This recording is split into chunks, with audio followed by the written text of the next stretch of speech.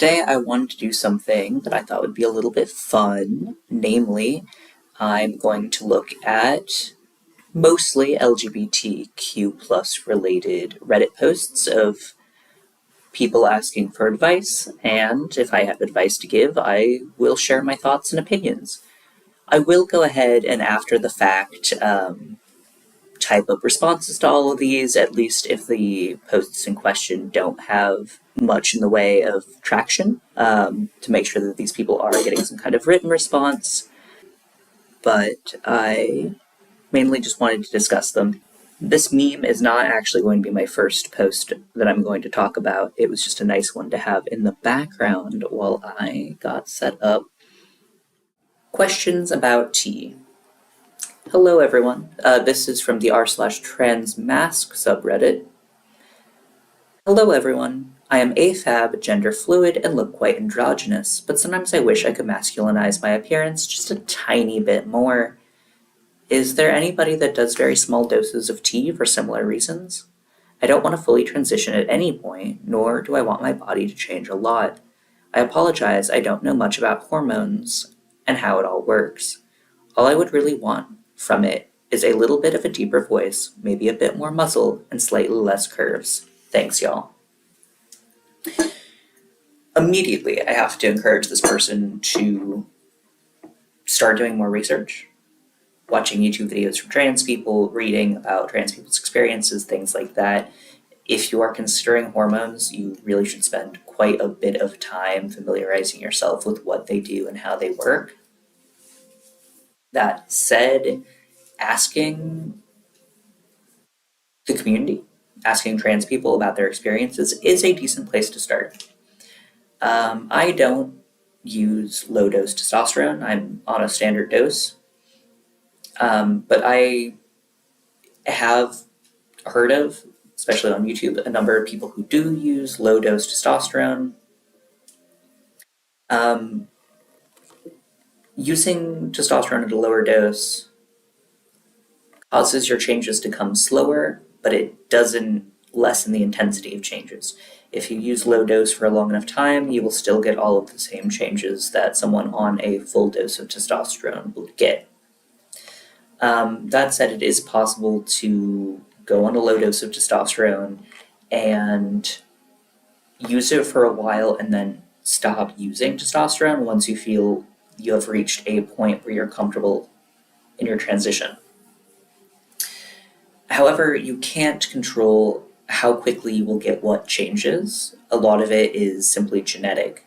So, for example, it doesn't sound like the person who wrote this wants facial hair.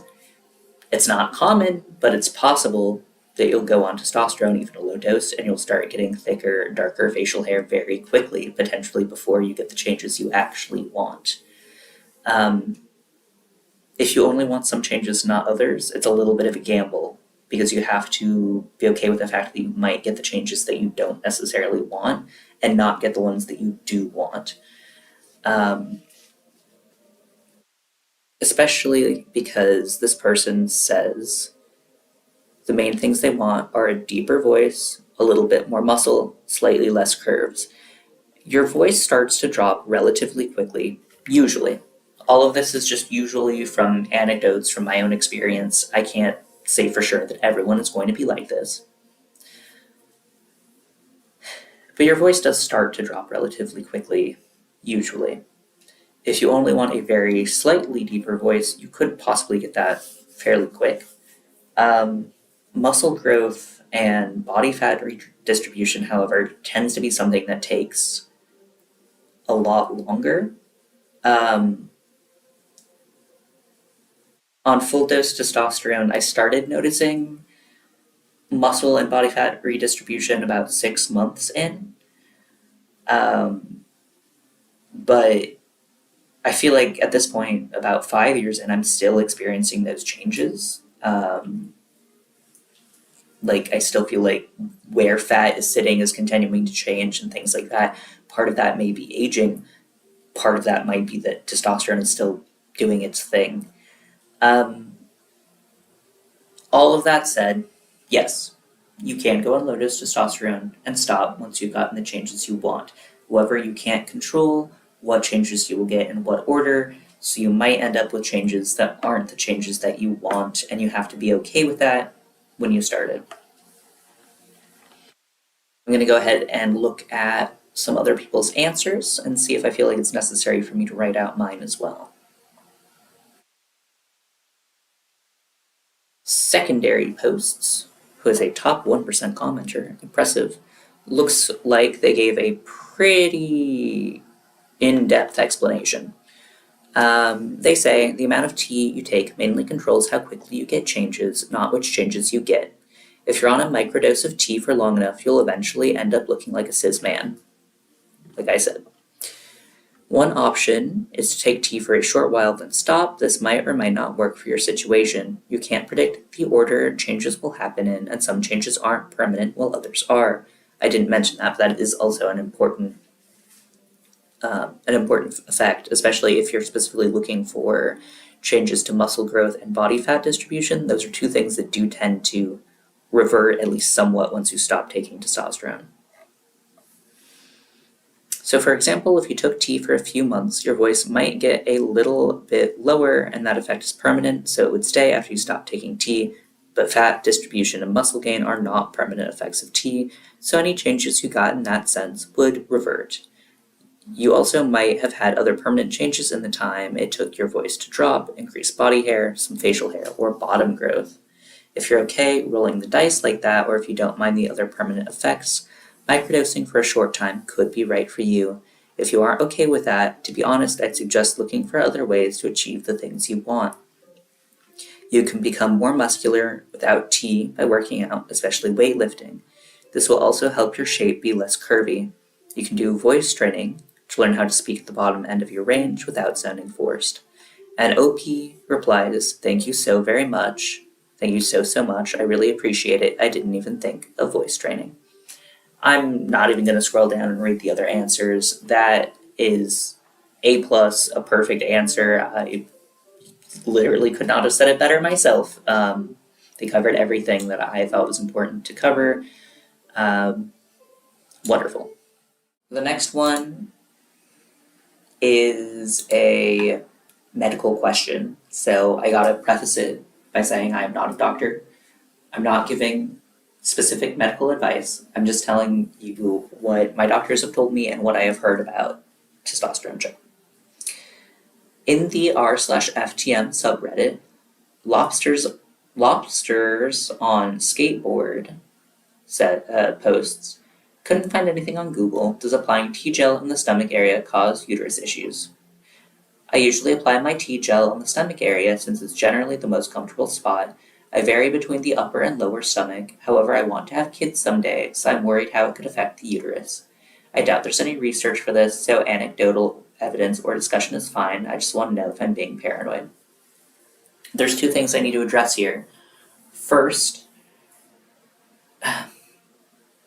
let's talk about wanting to have kids. If you want to have children and you're on testosterone,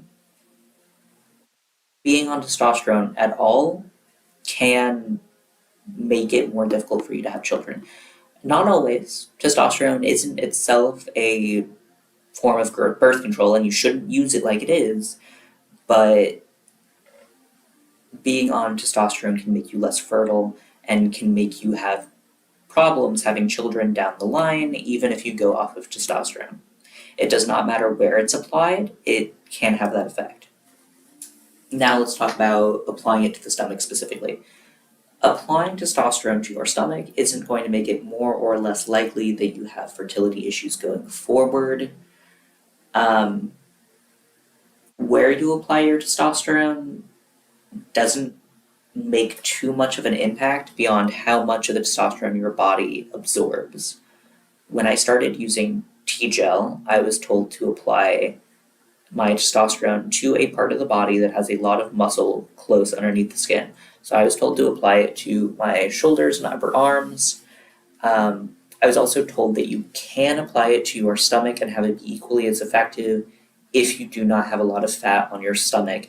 If you're applying it to a part of your body that has a thick layer of fat over the muscle, then less of the testosterone is being absorbed directly into the muscle where it needs to go. So again, the main effect that applying your testosterone in a different place is going to have is on how much testosterone is going to be absorbed. It will not directly affect that area of the body more than it would any place else in the body. However, being on testosterone at all can affect your fertility long term. Let's look over people's advice on this. There's two answers to this, so I'll just go ahead and read both of them.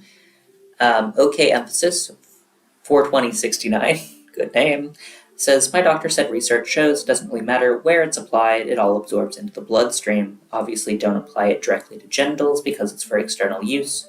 She suggested shoulders, abdomen, legs, etc., and applying to one area will not masculinize that area any more than another one. I'm going to read that last line again to emphasize it. Applying your testosterone to one area will not masculinize that area any more than any other place on your body. I have seen people mistakenly believe that if they apply their testosterone to their face, they'll get facial hair faster. If they apply it to their genitals, they'll get bottom growth faster. That is not how it works.